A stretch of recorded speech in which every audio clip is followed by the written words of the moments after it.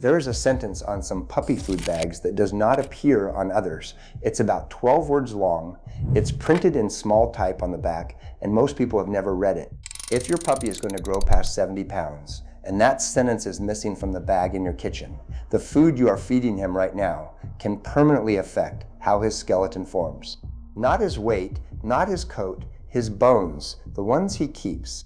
And here's the part that surprises everybody. The problem usually isn't too little of something. It's too much. There is one nutrient where the standards body that governs pet food sets a maximum, not just a minimum. They set a ceiling on purpose because feeding a large breed puppy too much of it during his growth window is a recognized cause of permanent orthopedic disease. Hip and joint problems that arrive early and never fully leave. Most owners have never heard this, and the ones who do the most damage are usually the ones trying hardest, because the classic mistake is adding a supplement on top of good food. So today, 7 things you should not be feeding a puppy, and 3 that actually hold up, and at the end, a label check that takes about 10 seconds and tells you whether the bag in your house matches the dog who's going to eat it. Number 1 on this list is probably in half the homes watching. Let's start. Number 7. Any puppy food with the word flavor in the name. This is the labeling rule that runs through everything on this channel, and it applies to puppy formulas the exact same way. If a food is named chicken dog food, it has to be at least 95% chicken. Call it chicken dinner or recipe or formula, and that drops to 25%. Say with chicken, and it's 3. And chicken flavor has no minimum at all, none. The rule only requires that something in the bag provides the taste. So read the name on the front, then find the qualifier. On a puppy bag, it matters more than it does on adult food, because a growing dog has less room for a diluted formula. Number 6, the cheapest puppy kibble on the shelf. Turn it over. On the budget tier, these panels have historically opened with corn gluten meal, and soybean meal, with byproduct meals further down. Check the bag you own, because formulas change. Now, a puppy is not a small adult dog. He is a construction site. Bone, muscle, organs, brain, immune system, all being built at once on a deadline out of what's in that bowl. Under the AAFCO nutrient profiles, growth food has to clear a higher protein minimum than adult food. A corn-first puppy formula can technically clear it. It's just clearing it with the cheapest possible material for the one dog in your house with the least margin for error. Number 5, adult dog food. This is the most common accident in the whole video. You already have a dog, you bring home a puppy, there's a big bag open, everybody eats from the same bowl, and nobody thinks about it again. But that adult bag is very likely formulated to the adult maintenance profile. Lower protein minimum, different calcium and phosphorus targets, not built for growth. And the bag will tell you. There's a statement, small print, that names the life stage. If it says adult maintenance, it is not a growth food, no matter how good the brand is. Now the good news, because a lot of videos get this backwards, if it says all life stages, that food is formulated to the growth profile, which is the stricter one. All life stages is legitimate for a puppy, with one enormous exception, and it's number 1 on this list. Hold that. Number 4, homemade puppy diets. I understand the impulse. You want to know exactly what he's eating. Chicken, rice, some vegetables, real food made by you. The problem is that growth is the hardest nutritional target in a dog's entire life, and it's unforgiving in both directions. Calcium and phosphorus have to be in a specific ratio, not just present. Too little causes weak bones. Too much causes a different set of problems we're getting to. Getting that ratio right by eye in a kitchen is not realistic, and the deficiency doesn't show up as a sick puppy. It shows up months later as a skeleton that didn't form correctly. If you genuinely want to home cook for a growing dog, that's a project you do with a board-certified veterinary nutritionist and a written formulation, not a recipe from a video. Number 3, raw puppy diets. 2 separate issues, and both get worse when the dog is young. First, pathogens. Salmonella and Listeria are the standard concerns, and the FDA has warned about raw pet food for years. And right now there's an active situation with H5N1 bird flu, where multiple raw pet food products have been recalled after testing positive, with confirmed animal deaths. A puppy's immune system isn't finished. That's not an opinion, it's why he needs a vaccine series instead of one shot. Maternal antibodies fade, his own defenses come online gradually, and there's a real window where he's more vulnerable than an adult dog.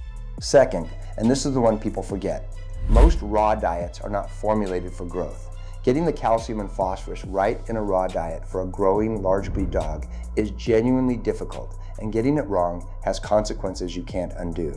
Number 2, calcium supplements. Here it is, the mistake made almost exclusively by people who care. You have a big puppy, maybe a lab, a shepherd, a Great Dane. Somebody tells you big dogs need strong bones, so you add a calcium supplement or a joint supplement with calcium or extra dairy on top of a complete and balanced puppy food. You have just made the exact problem you were trying to prevent. A complete puppy food already contains the calcium he needs. Adding more doesn't build a stronger skeleton. In a rapidly growing large breed puppy, excess calcium during that window is a recognized contributor to developmental orthopedic disease. That's a group of conditions including hypertrophic osteodystrophy, osteochondrosis, and angular limb deformities. Painful, sometimes permanent, and expensive. And a puppy can't regulate his way out of it. Young dogs absorb calcium fairly indiscriminately from the gut. He can't simply not take up the excess.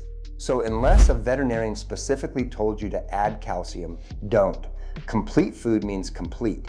Number 1, regular puppy food fed to a large breed puppy. This is the sentence from the top of the video. For a puppy whose expected adult weight is 70 pounds or more, the AAFCO statement on the bag needs to include a specific qualifier. The modern wording is, for growth, including growth of large-sized dogs, 70 pounds or more as an adult. That phrase is not decoration. It means the food was formulated against a stricter set of limits. Specifically, large-sized growth foods have a maximum calcium level, a ceiling. For foods under a certain calorie density, calcium cannot exceed 1.8% on a dry matter basis. Think about what that means. Almost every nutrient standard in pet food is a floor.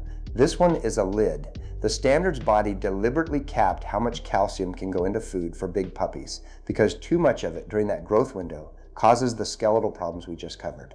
So a food can be an excellent puppy food, meet every growth requirement, and still be the wrong food for a Great Dane because it was never formulated against that ceiling. And here's why this is urgent rather than interesting. Your lab puppy's growth plates close once. His hips form once. That window is roughly the first 12 to 18 months depending on breed, and it does not come back around. Every other food decision you'll ever make for him is reversible. This one isn't. If your puppy will be under 70 pounds as an adult, you can relax about this. It genuinely doesn't apply to your beagle. If he's going to be big, go read that statement tonight. So what should he actually be eating?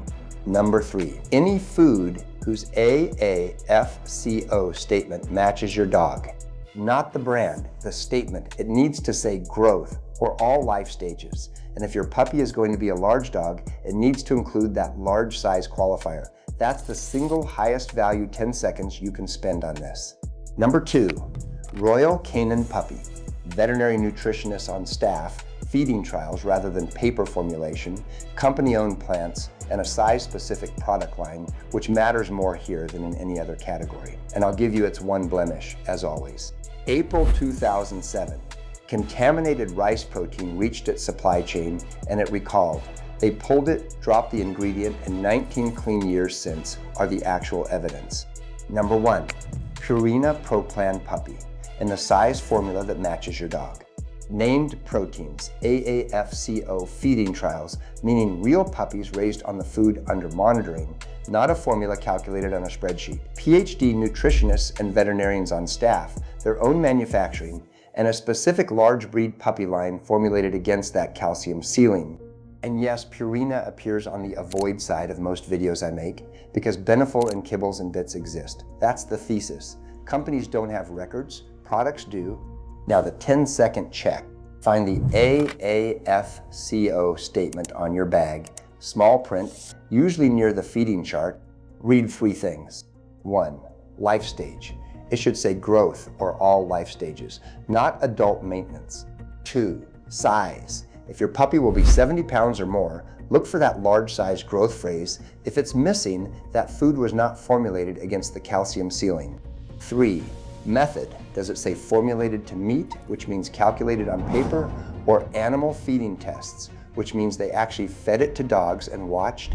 Growth, correct size, feeding tests. That's the highest bar in American pet food. And once you know to look, you'll see how few bags clear all 3. One last thing. Most of what I cover on this channel is about money. Marketing words, price ladders, companies charging premium prices for commodity ingredients. Annoying, but survivable. This one isn't about money. A puppy gets one skeleton, it gets built over about a year from whatever you put in the bowl, and then it's finished. There's no switching brands at age 4 and fixing his hips. That's not meant to scare you. Most puppies on decent food turn out completely fine, and dogs are more resilient than the internet suggests. But it is the one window where reading 12 words of small print genuinely matters. So go read the statement tonight and tell me in the comments what yours said and how big your puppy is going to get. I especially want to hear from the large breed owners. I suspect a lot of you are about to find that phrase missing.